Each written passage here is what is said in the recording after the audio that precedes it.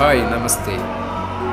ಇತ್ತೀಚೆಗೆ ನಾನು ಮಂಗಳೂರಿನ ಪಡೀಲ್ನಲ್ಲಿರುವ ನೂತನ DC ಆಫೀಸ್ ಪ್ರಜಾಸೌಧ ಇದರ ಉದ್ಘಾಟನಾ ಸಮಾರಂಭಕ್ಕೆ ಹೋಗಿದ್ದೆ. ಒಂದು ವಿಶೇಷ ಕಾರ್ಯಕ್ರಮ, ಭಾಳ ಖುಷಿಯಾಯಿತು ಈ ಕಾರ್ಯಕ್ರಮದಲ್ಲಿ ಭೇಟಿ ನೀಡಿ. ಸಾವಿರಾರು ಜನರು ಈ ಕಾರ್ಯಕ್ರಮಕ್ಕೆ ವಿವಿಧ ಜಿಲ್ಲೆಯ ವಿವಿಧ ತಾಲೂಕುಗಳಿಂದ ಆಗಮಿಸಿದ್ದರು. DC ಆಫೀಸ್ ಮತ್ತು ಅದರ ಸುತ್ತಮುತ್ತಲು ಜನಸಂದಣಿ ತುಂಬ ನೆರೆದಿತ್ತು. ಮೊದಲು ನಾನು ಹೋದಾಗ ನಮ್ಮ ಆತ್ಮೀಯರು ನನಗೆ VIP ಪಾಸ್, ಆ ಪಾಸ್ ಸಿಕ್ಕಿದ ಕಾರಣ ನನಗೆ ಕಾರ್ಯಕ್ರಮದ ವೆರಿ ಕ್ಲೋಸ್ ಹತ್ತಿರಕ್ಕೆ ಹೋಗಲು ಸಾಧ್ಯವಿತ್ತು. ಸ್ವಲ್ಪ ಸಮಯದ ನಂತರ ಕರ್ನಾಟಕ ಮುಖ್ಯಮಂತ್ರಿಗಳಾದ ಸಿದ್ದರಾಮಯ್ಯ ಆಗಮಿಸಿದರು.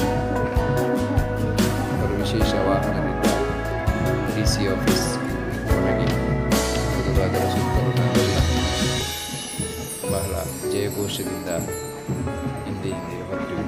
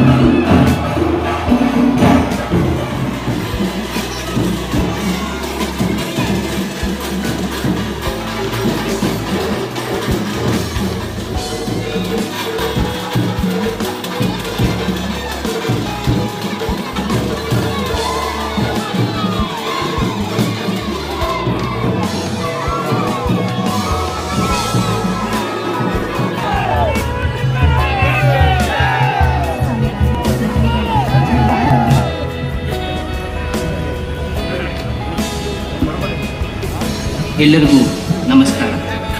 ದಕ್ಷಿಣ ಕನ್ನಡ ಜಿಲ್ಲೆಯ ಜನಸೇವಾ ಕೇಂದ್ರವಾದ ಪ್ರಜಾಸೌಧ ಭವ್ಯವಾದ ಸುಂದರವಾದ ಕಟ್ಟಡ ಜನರ ಸೇವೆಗೆ ಸಿದ್ಧವಾಗಿದೆ.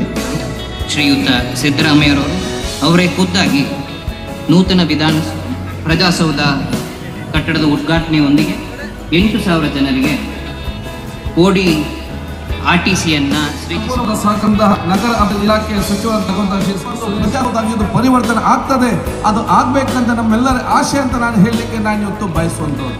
ಆದ ಕಾರಣ ಜನಸಾಮಾನ್ಯರು ಇದು ಬಹುಶಃ ಬರೀ ಅಧಿಕಾರಿಗಳ ಮತ್ತು ಜನಪ್ರತಿನಿಧಿ ಸೌಧ ಮಾತ್ರ ಅಲ್ಲ, ಇದು ಕರಾವಳಿ ಕರ್ನಾಟಕ ಮತ್ತು ದಕ್ಷಿಣ ಕನ್ನಡ ಜಿಲ್ಲೆಯ ಅತ್ಯಂತ ಕಡುಬಡವನ ಪ್ರೀತಿಯ ಒಂದು ಸೌಧವಾಗಿ ಪರಿವರ್ತನೆ ಮಾಡಿದ ಕೆಲಸ ಇಲ್ಲಿ ಅಧಿಕ ಜಿಲ್ಲಾಧಿಕಾರಿಗಳು ಮತ್ತು ಎಲ್ಲ ಅಧಿಕಾರಿ ಮತ್ತು ಸಿಬ್ಬಂದಿ ವರ್ಗದವರು ನಾವು ಜನಪ್ರತಿನಿಧಿ ಮಾಡುವುದು ನಮ್ಮೆಲ್ಲರ ಕರ್ತವ್ಯ ಅಂತ ಹೇಳಲಿಕ್ಕೆ ನಾನು ಅವರನ್ನು ನೋಡಿಕೊಂಡು ಅವರ ಕೆಲಸ ಆಗೋ ಕೆಲಸ ಮಾಡಿ ಆಗದ ಕೆಲಸ ಮಾಡಲಿಕ್ಕೆ ಸ್ಟೇಟ್ ಬ್ಯಾಂಕ್ ಬಳಿದಂತಹ ಹಳೆಯ DC ಆಫೀಸಿನಿಂದ ಇಲ್ಲಿಗೆ ಸುಮಾರು 32 ಇಲಾಖೆ ಕಾರ್ಯ ಮತ್ತೆ ಹೆಚ್ಚಾಗಲು ಸಾಧ್ಯವಿದೆ. 3 ಅಂತಸ್ತಿನ ಮಹಡಿ, ಹಲವಾರು ಇಲಾಖೆಗಳ ಕಾರ್ಯಾಲಯಗಳಿದೆ, ಸಭಾಂಗಣಗಳಿದೆ, ಗ್ರಂಥಾಲಯ ಇದೆ. ಇದೊಂದು ದೇಶದಲ್ಲಿ ಒಂದು ವಿಶೇಷವಾದಂತಹ ಒಂದು DC ಆಫೀಸ್, ದೇಶದಲ್ಲೇ ದೊಡ್ಡದು ಎಂದು ಸಹ ಹೇಳ್ತಾರೆ. ಏನಿದ್ದರೂ ಇದು ದಕ್ಷಿಣ ಕನ್ನಡ ಜಿಲ್ಲೆಯವರಿಗೆ ಒಂದು ಗೌರವದ ಹೆಮ್ಮೆಯ ಸಂಗತಿ.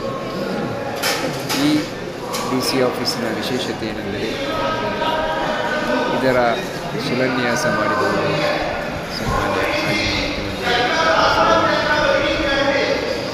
ಅದರ ಉದ್ಘಾಟನೆ ಕಾರ್ಯಕ್ರಮವನ್ನು ಸುಮಾರು 10 ವರ್ಷಗಳ ಈಗಿನ ಮುಖ್ಯಮಂತ್ರಿ ಸನ್ಮಾನ್ಯ ಶ್ರೀ ಸಿದ್ದರಾಮಯ್ಯ ಉದ್ಘಾಟನಾ ಸಮಾರಂಭ ನೆರವೇರಿಸಿದ್ದಾರೆ.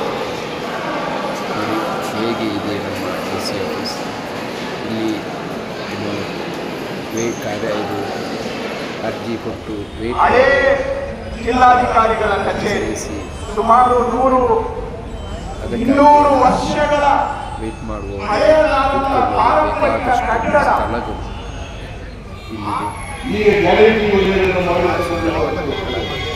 ಸುಂದರವಾದ ವಾತಾವರಣ, ಸುಂದರವಾದ ಜಾಗೆ. ಎಲ್ಲರೂ ಸಾಧ್ಯವಾದರೆ ಒಮ್ಮೆ DC ಆಫೀಸಿಗೆ ಭೇಟಿ ಕೊಟ್ಟು ಬನ್ನಿ. ಕಚೇರಿ